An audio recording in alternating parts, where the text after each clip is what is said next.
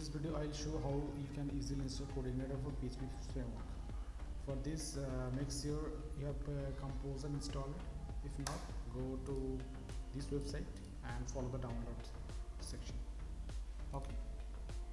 So for installing CodeIgniter 4, just search for CodeIgniter 4 and visit the official website of CodeIgniter. Inside installation folder, you can find the Composer installation section.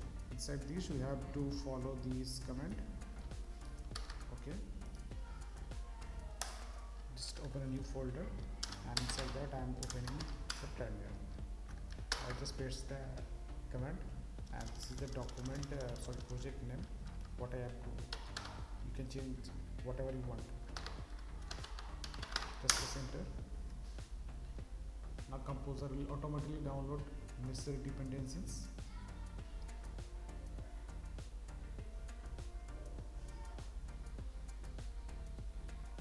Okay, just hold a little bit. It's generating the optimized auto loading files.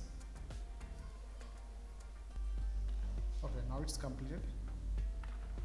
Now I'm just going to the folder and type in PHP Spark server.